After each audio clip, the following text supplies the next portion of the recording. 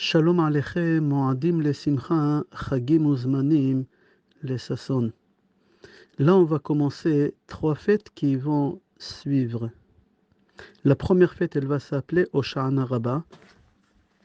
Et elle commence à partir de jeudi soir jusqu'à vendredi soir, 6 octobre.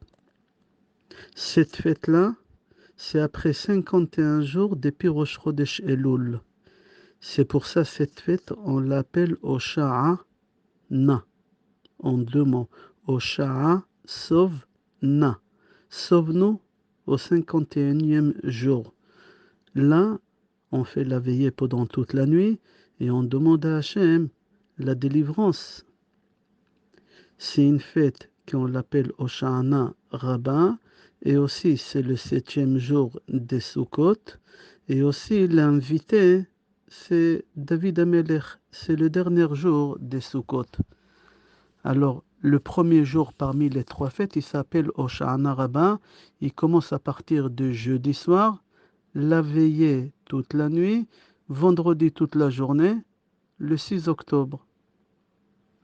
Après, on va attaquer tout de suite, sans interruption, la deuxième fête, à partir de vendredi soir jusqu'à samedi soir, le 7 octobre. Cette fête, on l'appelle Shmini Atzeret. Il n'est pas lié à la fête des Sukkot, c'est une fête à part. Mais quand même, à l'étranger, nous on a l'habitude de manger dans la soukha vendredi soir et samedi midi, mais sans faire la bracha. Samedi soir, sans interruption, on va attaquer la 3e fête. Depuis Motzei Shabbat jusqu'à dimanche soir 8 octobre, cette 3e fête, on l'appelle Simchat Torah. Dans la Gemara, on appelle cette fête-là Siyoma Shel Torah. C'est le jour qu'on va finir de lire toute la Torah depuis Bereshit jusqu'à Vezot Abraha et on est joyeux. Dans la Torah, on a 54 parashiot. Le Zohar HaKadosh, sur le psaume Shir HaShirim, Gan Naoul, Gan, c'est 53. Il dit qu'il y a 53 parachiotes dans la Torah, mais si tu comptes, il y en a 54. Il y a beaucoup de réponses. Achida Kadosh, il dit que la paracha de Vezot HaBeracha, elle ne rentre pas dans le compte parce que on la lit jamais Shabbat. On la lit pendant la fête de Simchat Torah. Ou il y en a qui disent que la paracha Nitzavim et Vayelech, ils sont une seule paracha, toujours ils sont mechubarot, ils sont ensemble. On vient d'expliquer, il y a 3 fêtes. La première fête, c'est Hosha'ana Rabbah. C'est toujours Chol HaMoed. C'est pas Yom Tov, mais c'est une fête. C'est le 7e jour des Sukkot. Le Ushpizai, l'invité, c'est David Amelech. Et on va expliquer c'est quoi tout à l'heure. La deuxième fête, c'est vendredi soir jusqu'à samedi soir, le 7 octobre. Cette fête, on l'appelle Shemini Atzeret. On mange quand même dans la soukha, mais sans bracha. La 3e fête, à partir de Motzei Shabbat, samedi soir, jusqu'à dimanche soir 8 octobre, la 3e fête, elle s'appelle Simchat Torah. Dans la Gemara, on l'appelle Siyuma Shel Torah. Qu'est-ce qu'il y a de spécial dans la fête de Hosha'ana Rabbah? C'est pas Yom Tov. La date de la fête de Hosha'ana Rabbah, c'est le 21 Tishrei, Chaf Aleph Tishrei. Et c'est ça la force de ces chiffres 21. Pourquoi? Hachem, Akadosh Baruch Hu, il a plusieurs noms, qu'on les répète dans plusieurs endroits dans la Torah. Mais Hachem, il a un nom qu'on le voit une seule fois dans la Torah, dans Sefer Shemot. Eheye, Aleph, Ei, Yud, Ei. Et on dit dans la Kabbale que le nom Eheye, il est lié à Hosha'ana Rabbah. Regarde dans Sefer Shemot, chapitre 3, passage 14. Hachem dit à Moshe Rabbeinu, quand il l'a vu dans le buisson ardent, Kotomar le béné Israël, Eheye shelachani alechem. Vezehu yom Hosha'ana Rabbah shema'alato gdola, venish'arim erim kol halayla. Comme ça c'est marqué. Alors, Eheye, c'est la valeur numérique 21. 21, c'est les 21 jours du mois de Tishrei. Et on fait la veillée pendant cette nuit-là. Et c'est important de lire pendant cette nuit tout le livre des Devarim, le 5e livre de la Torah. Tout le livre des Devarim. Les Ashkenazim, ils ont l'habitude de le lire directement dans le Sefer Torah. Nous, les Sfaradim, on a l'habitude de le lire dans un livre, dans le Chumash. Pourquoi le livre des Devarim, il est important de le lire pendant la veillée? Pour la simple raison que c'est le 5e livre. Et dans une main, on a 5 doigts. Et quand tu signes avec les 5 doigts. Tu attrapes un stylo et tu signes avec les 5 doigts. Et cette nuit-là de Hosha'ana Rabbah, Akadosh Baruch Hu, il tamponne, on l'appelle Chotam Chitzoni, le tampon extérieur. Sur tous les décrets qu'Hachem il a tamponné à Kippour.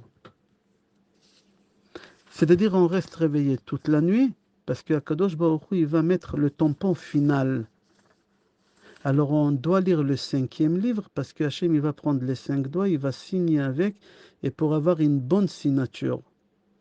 Et on ne dit pas bonne fête, on dit Pit Katava, comme ça dit le Ben Ishraï aussi. Une bonne transmission des papiers. Alors à partir de jeudi soir jusqu'à vendredi soir, on dit pas Chag Sameach, on dit Pit Katava. C'est comme à Kippour. À Kippour, on a 5 prières.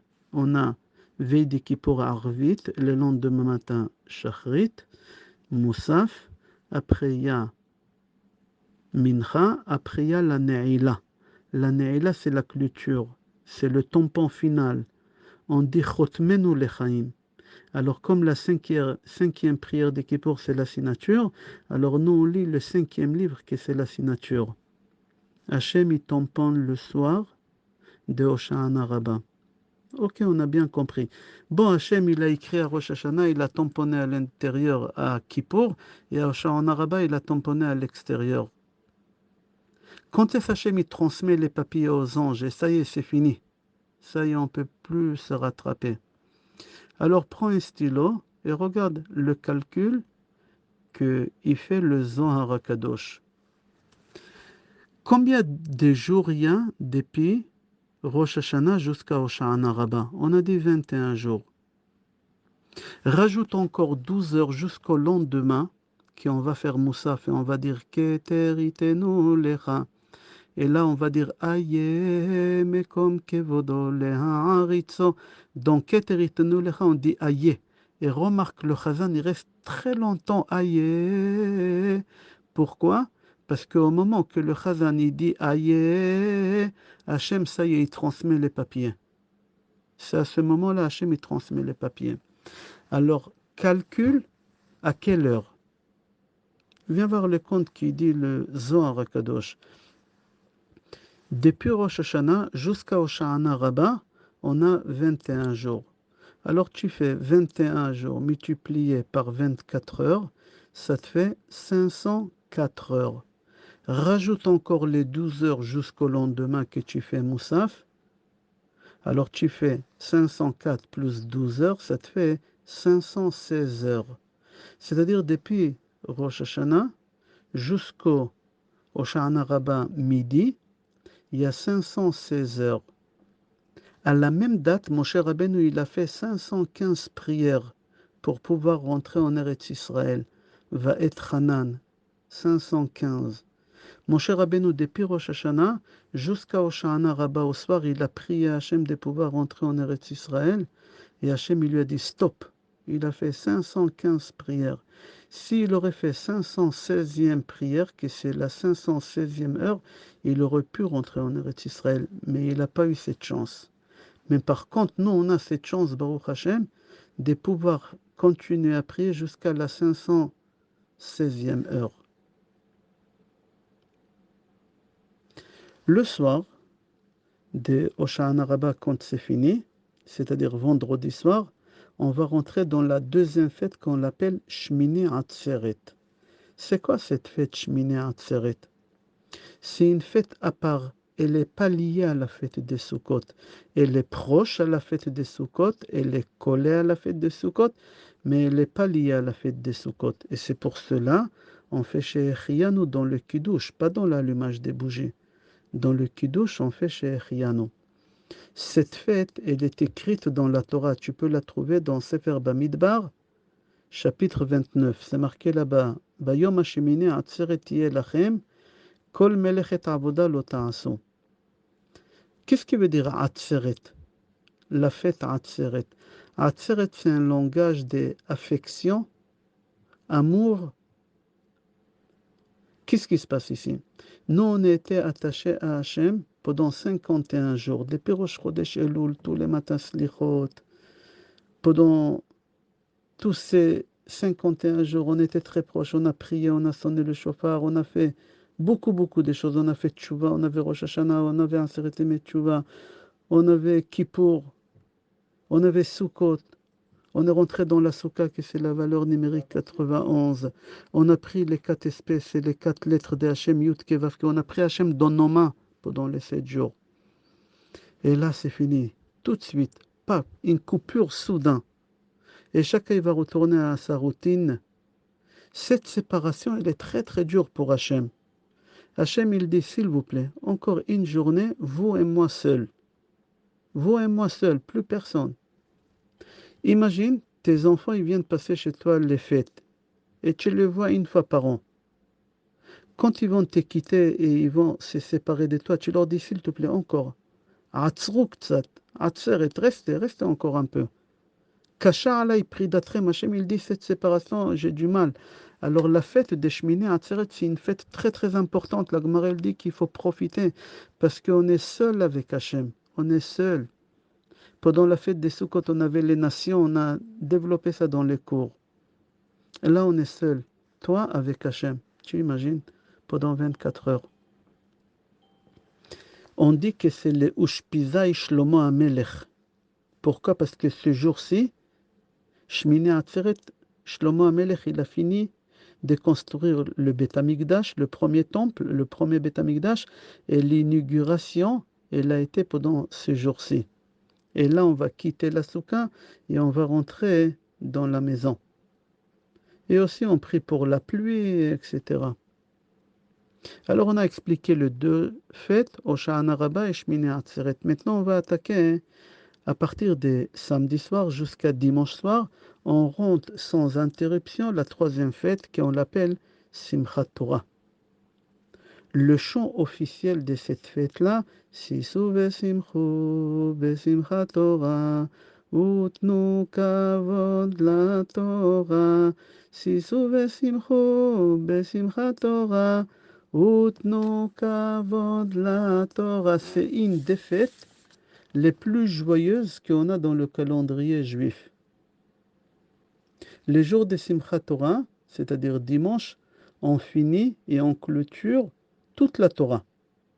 Et on recommence à nouveau, il n'y a pas d'interruption. On finit Vezot HaBeracha et on commence à faire Bereshit. Et on refait tous les hakafot avec les Sefer Torah qui est à la synagogue, les hakafot qu'on a fait pendant la fête des Sukkot. Et on chante, et on danse, et on est joyeux. La dernière personne qui monte au Sefer Torah et qu'elle clôture la Torah, on l'appelle Khatan Torah. Et Khatan Torah. Et c'est lui qui monte à Bereshit, qui fait l'ouverture de la Torah, on l'appelle Khatan Bereshit. Tout le temps, on n'avait que deux Khatanim. Khatan Torah, Khatan Bereshit. C'est lui qui finissait la Torah et c'est lui qui a commencé la Torah. Au XIIe siècle, les Sfaradim et surtout les Marocains, ils ont développé quelqu'un qu'on appelle Khatan Me'ona. C'est avant-dernière montée. Et là-bas, on essayait de faire monter tous les gens de la synagogue. Mais on faisait kavod au président de la communauté, quelqu'un d'important qui monte, et on l'appelait Khatan Torah. Alors maintenant, on a trois Khatanim, Khatan Torah, et entre Khatan Torah et Khatan Bereshit, on a Khatan Me'ona, et ces trois personnes, ils s'associent ensemble et ils font un grand kiddush à la synagogue. Ils font un grand kiddush à la synagogue. Tout ce qu'on a dit jusqu'à maintenant, il ne faut pas que tu sois perturbé. C'est qu'à l'étranger. En Eretz Israël, ils fêtent les deux fêtes en un seul jour. Shmini Atzeret et Simchat Torah en un seul jour. C'est de vendredi soir jusqu'à samedi soir. À l'étranger, c'est de vendredi soir jusqu'à samedi soir. C'est la première fête qu'on l'appelle Shmini Atzeret. Et de samedi soir jusqu'à dimanche soir, c'est la deuxième fête qu'on l'appelle Simchat Torah. Voilà, j'ai expliqué les trois fêtes, j'espère que c'est compréhensible. Shmini Atzeret, pardon, d'abord Rosh Hashanah Rabbah, Shmini Atzeret et Simchat Torah. Maintenant, on allume les bougies de Shabbat et fête vendredi. Il est préférable d'allumer à la souka parce qu'on va manger dans la souka mais sans bracha. On va manger dans la souka vendredi soir et samedi midi sans bracha. Nous, on a l'habitude de rendre la souka pas cachère, mais comme c'est Shabbat, alors on va jeter quelque chose en haut de la souka et ça suffit. Dans un endroit où on peut porter, évidemment. On fait l'allumage des bougies et on fait la bracha. Tout d'abord, on fait la bracha, la adlik ner shel Shabbat veyom tov.